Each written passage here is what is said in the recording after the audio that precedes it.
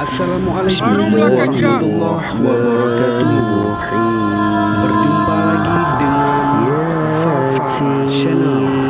Fafara Channel akan membahas tentang intisari pesan-pesan penting dalam film-film perjuangan Indonesia dengan penjajah, baik dengan penjajah Belanda maupun penjajah Jepang. Nah, kali ini Fafara Channel ingin mencari intisari dari film The Oz atau The S dalam bahasa Inggris. Namun sebelumnya tetap jangan lupa like, comment, and Indonesia subscribe. merdeka. Tanpa berlama-lama, mari kita melihat intisari pesan penting dari cerita film The Oz atau The S dalam bahasa Inggris ini. Meski film The Oz sendiri merupakan film fiksi, namun banyak cerita dalam film ini memiliki sisi dan nilai historis yang sangat-sangat menarik. The Oz ini mengisahkan tentang sosok Raymond Westerling.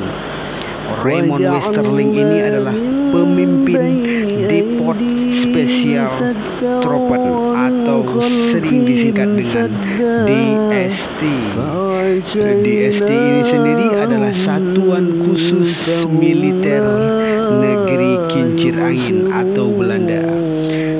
DST ini terlibat dalam operasi melawan pasukan anti-gerilya di Hindia atau di Indonesia sebutan sekarang, tepatnya di Sulawesi Selatan. Perlawanan ini, agresi ini tepatnya terjadi pada tahun 1946 hingga 1947. Namun sudut pandang dalam film ini berfokus pada seorang serdadu Belanda, seorang tentara Belanda, seorang prajurit Belanda yang bernama Johan de Vries. Johan yang diperankan oleh aktor dari negeri kincir angin itu yang bernama Martin Lekmeyer, kalau saya tidak salah membaca. Dia merupakan tentara relawan Belanda yang berada dalam pasukan di bawah komando si Raymond Westerling ini. Raymond Westerling ini sering dijuluki oleh warga kita Indonesia manusia setengah iblis, karena dia tidak pernah merasa iba, tidak pernah merasa kasihan di dalam hatinya untuk membantai orang-orang kita. Namun sudut pandang dalam film ini,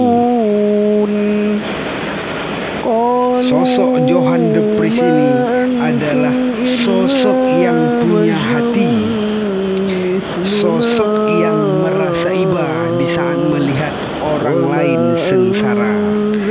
Si Raymond Westerling ini diperankan oleh Marwan Kenzari.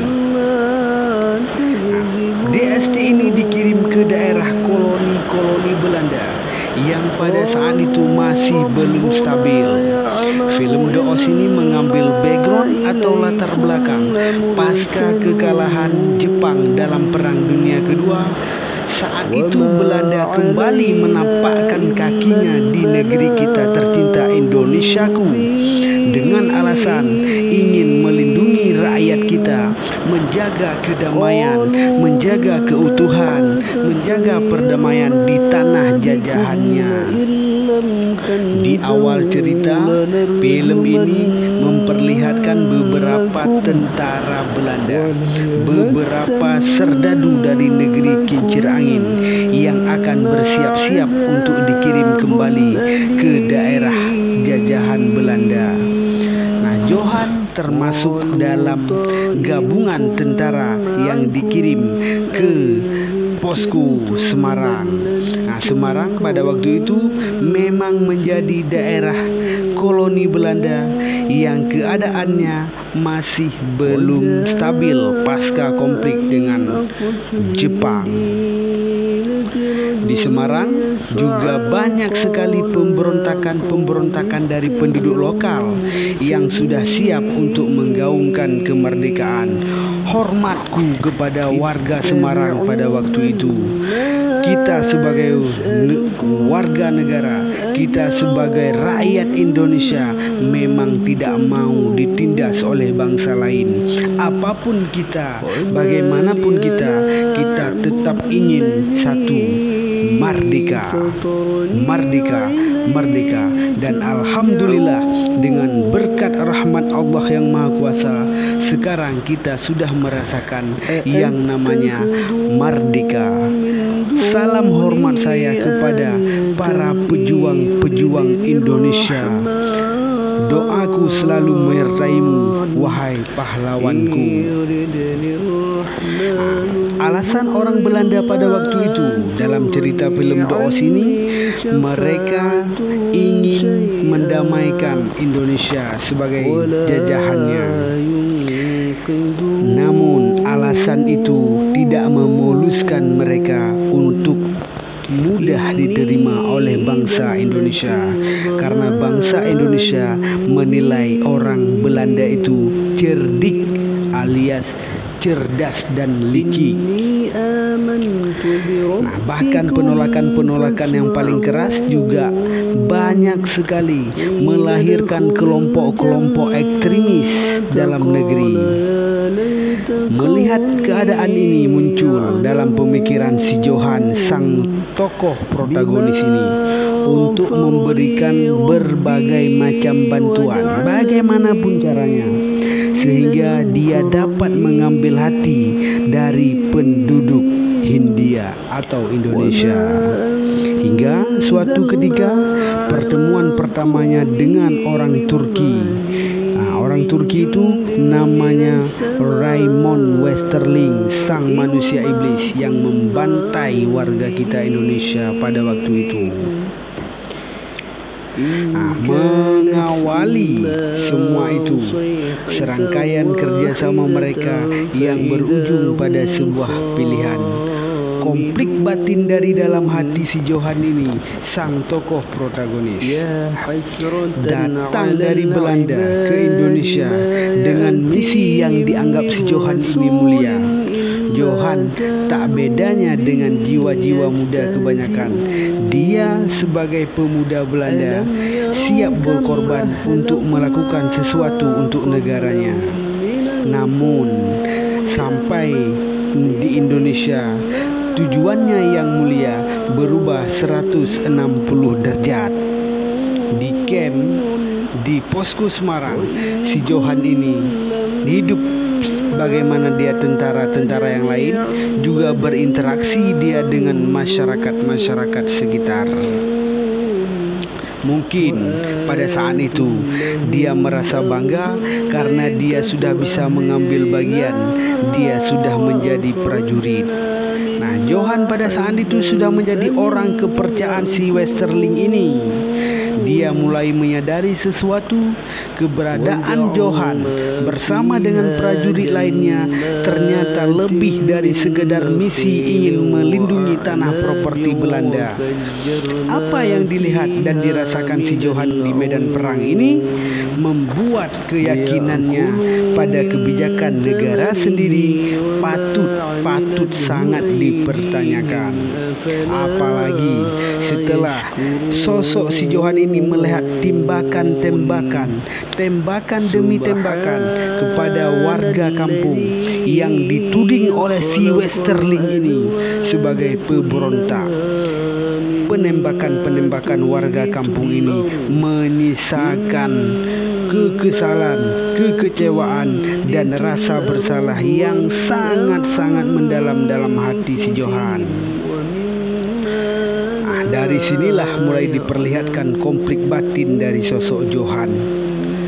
Film yang digarap oleh sutradara Jim Tai Hutu ini Nah, Jim Taihutu ini adalah warga Belanda. Dia keturunan Indonesia, keturunan dari Maluku. Dia memang mendapat banyak perhatian dari berbagai kalangan. Salah satunya Jim, yang juga merupakan seorang DJ, dinilai sebagai orang yang tepat untuk mengangkat kisah ini menjadi cerita dengan perspektif yang sangat-sangat berimbang. Bukan hanya sosok Jim, di balik film The Oz ini juga ada Sander Verdok, asal Belanda, dan ada lagi orang asal Indonesia, Santi Harmain, yang bersama-sama memproduksi film The Oz ini. Dari film The Oz ini kita bisa mengambil kesimpulan, mari kita bersatu, wahai saudaraku. Kita bersatu padu mempertahankan negara kita ini, mempertahankan negara yang kita cintai ini, demi kehidupan kita dan demi kehidupan anak cucu kita mendatang. Semoga para pahlawan yang sudah gugur dalam pertempuran waktu itu, yang sudah bersusah payah memerdekakan kita, mari kita heningkan cipta untuk para pahlawan kita. Tanpa adanya pahlawan kita itu, kita tidak akan bisa merasakan keadaan seperti sekarang ini. Jasamu, wahai pahlawanku, sangat aku hargai. Semoga engkau diberi tempat yang layak di sisinya. Amin, amin ya rabbal alamin. Untuk mengenang jasa para pahlawan, mari hening cipta mulai selesai. Hanya sekian yang bisa saya sampaikan lewat film ini.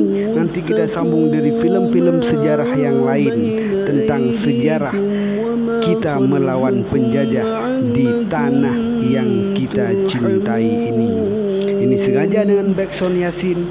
Ini ya, backsound Yasin ini saya hadiahkan untuk para almarhum dan almarhumah pahlawanku yang sudah gugur demi memperjuangkan negaraku tercinta.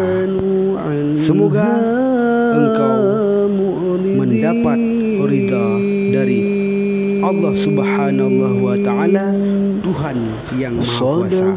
Amin. Assalamualaikum warahmatullahi wabarakatuh. وصدق رسوله النبي الكريم وعلى ذلك